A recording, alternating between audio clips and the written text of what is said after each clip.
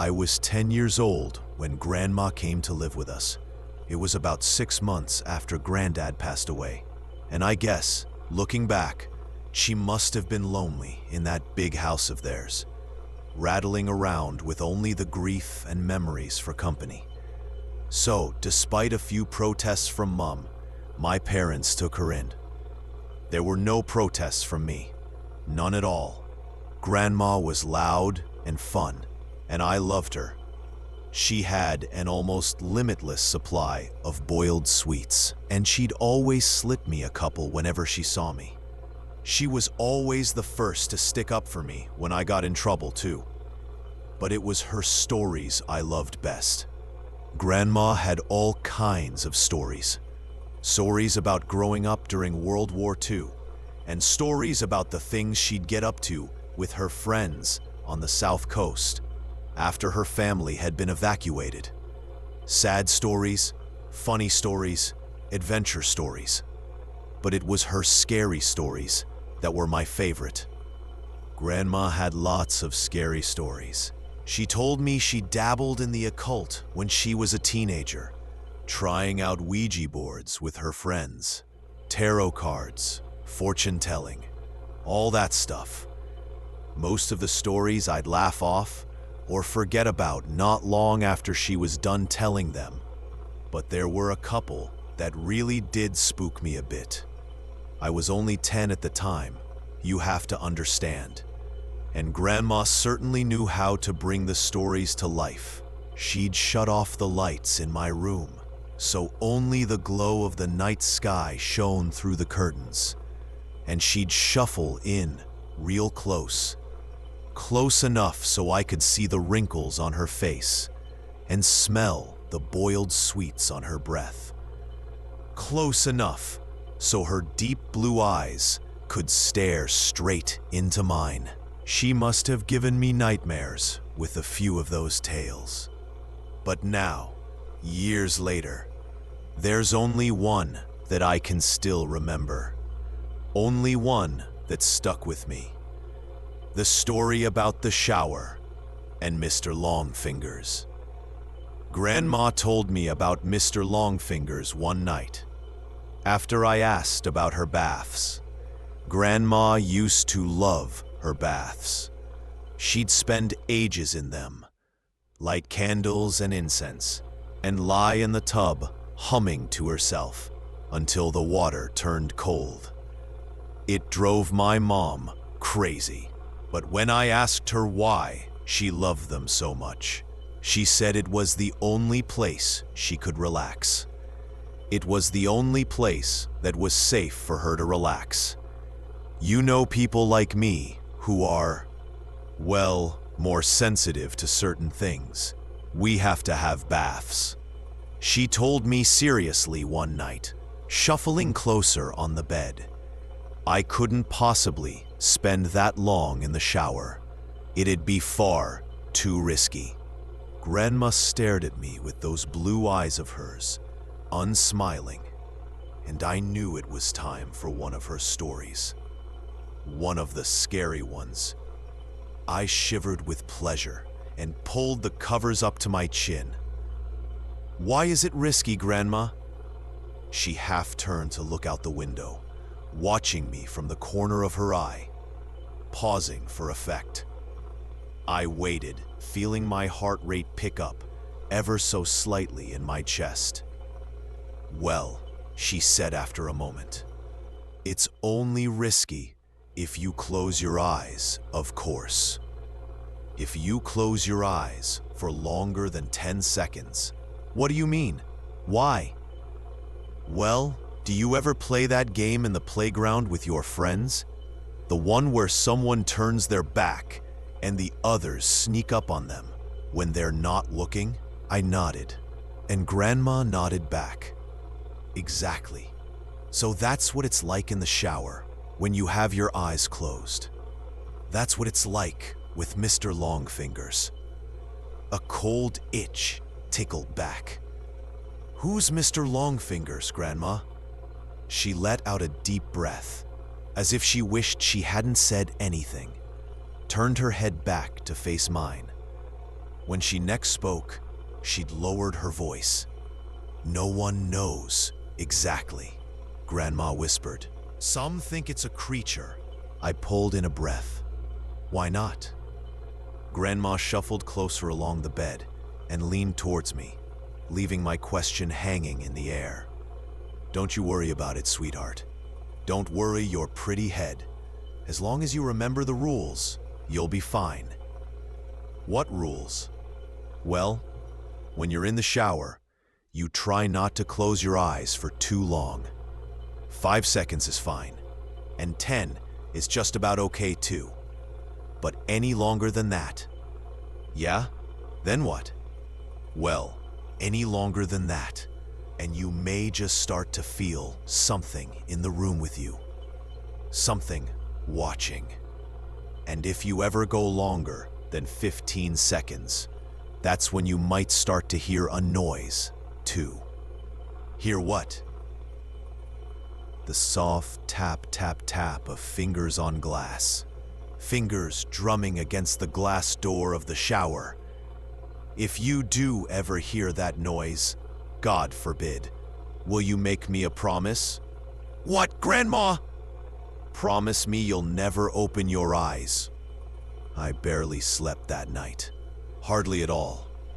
I'd close my eyes and try to relax, but every time I did, I'd imagine a face pressed against my bedroom window, staring in at me. And when I did finally get to sleep, I had nightmares. Bad ones. I had them all week, in fact. Dreams about disembodied eyes watching me in the dark, and long fingers reaching out to touch my exposed skin. It wasn't any better when I was awake, either. Not really. The shower was the worst. That's when Grandma's story really got to me. I'd never thought about it before, but suddenly, I had trouble shutting my eyes in there. I'd be standing beneath the beating water, shampoo running down my face, and as soon as I squinted my eyelids closed, I'd hear Grandma's words running through my head. 5 seconds is fine, and 10 is just about okay too. But any longer than that, I'd rub my hair fast, feeling the shampoo dripping off my chin. And as soon as I'd counted past 5 seconds, I'd feel it. A sort of pressure. Not a feeling of being watched exactly, but something close to that. I'd run my fingers faster and faster through my hair, frantically trying to get the suds out. And the ready blackness behind my closed eyes, coupled with the rush of water in my ears, would feel like a held breath, like the silence before a scream. The seconds would race through my mind, and I'd be so desperate to open my eyes again that I'd sometimes do it before my hair was rinsed fully clean, and my eyes would sting with shampoo. But before I shut them again, I'd always be sure to peer out through the steamed glass door of the shower cubicle, just to make sure I was still alone. It wasn't long before Mum realized something was up. She heard me crying out in my sleep one night and came in to comfort me, asked me what the matter was, and it all came out. I told her about Grandma's stories and about Mr. Longfingers. She got this look on her face when I was telling her like she used to get with me when I'd made her really mad. This wide-eyed, angry look. Only this time, she wasn't angry with me. She was angry with Grandma. My parents' room was next to mine, and sometimes, if I pressed my ear against the wall, I could hear them talking in there. Soft whispers. That night, though, after Mum was satisfied I wasn't scared anymore, and she'd gone back to her room, the whispers weren't soft at all. Oh no. I heard Mum hissing to Dad about Grandma, about the story she'd told me. Mum's voice floated through the wall, sharp and crisp. You know what your mother said to him now, don't you, Simon? Dad's response was an unintelligible mutter. She's told him there's a monster that'll get him if he shuts his eyes in the shower. A monster. The poor kid's been having nightmares about it all week. Seriously, Simon, you'd better say something to her tomorrow morning. First thing, or I will. Grandma came to visit me in my room the following night. That time, as she perched on the end of my bed, there were no stories. Nothing like that. Grandma just sat there and stared down at me, her blue eyes wide and sad. The light from the moon outside my window lit up her wrinkled face. You know I'd never let anything bad happen to you, don't you? She said after a moment. I nodded my head. I know, Grandma. You know I wouldn't let you come to any harm. I nodded again. Okay, good, that's good. She looked away from me for a moment, out the window. You know, the things I tell you in the evening are meant to help you, sweetheart. They're meant to toughen you up a bit, protect you. She paused and shook her head. But maybe your mom's right. Maybe I went too far this time. She looked down at me and smiled. But even then, even though I was only 10 years old, I could tell it didn't quite reach her eyes. I'll tell you what, Grandma said. You know what I told you about Mr. Longfingers and the shower? Well, I'm going to make sure you're safe. I'll scare the bastard off. How about that? It won't come back in a hurry if it has to face me. I stared up at Grandma, watching her face glow in the moonlight, watching her smile down at me. I nodded my head. Once, I was the one who found her. I don't know when exactly it happened, but I'd guess it was about a week after we had that talk in my room. A week after she told me she wouldn't let me come to any harm. I woke early that morning from a bad dream to a heavy thumping sound. I sat bolt upright in bed. My room was quiet around me, and I couldn't hear anything from the wall that joined my parents' room either. But the house wasn't entirely silent. Floating down the hall, muffled by my closed door, I could hear the sound of rushing water, the noise of the shower.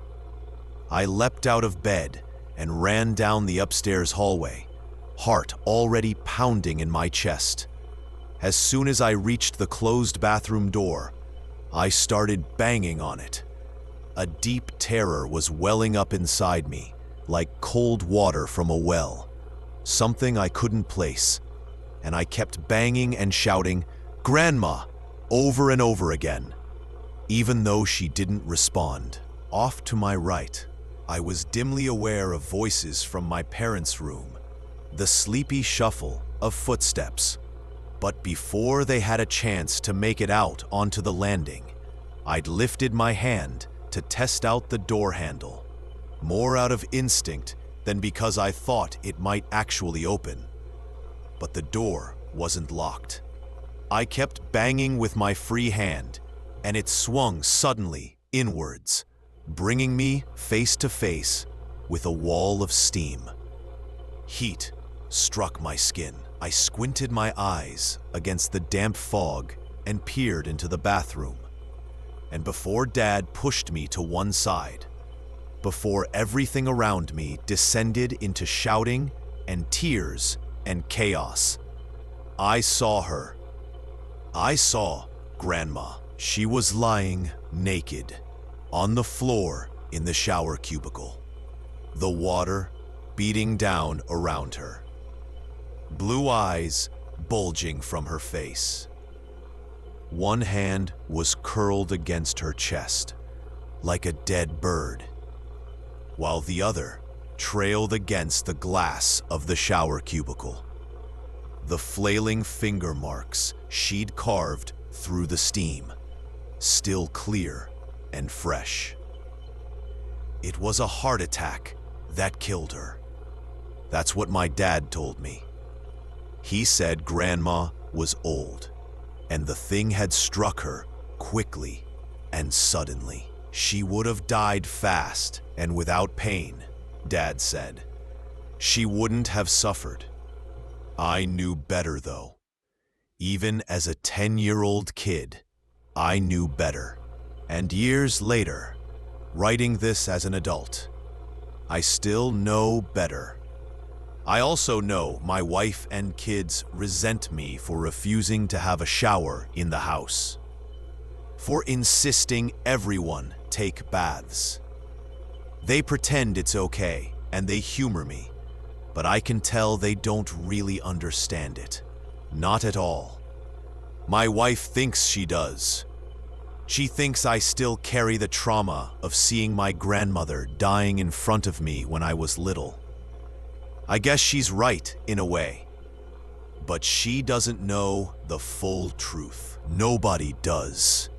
And no one would believe me even if I told them. No one would believe me if I said the reason I don't take showers, the reason I haven't had one since I was 10 years old, isn't because I'm scarred from the sight of a dead body. It's because all those years ago, when I crept back into the still hot bathroom after the paramedics had taken Grandma's body downstairs, I made sure to check the marks her fingers had carved through the steamed glass of the shower cubicle. And those marks weren't just on the inside.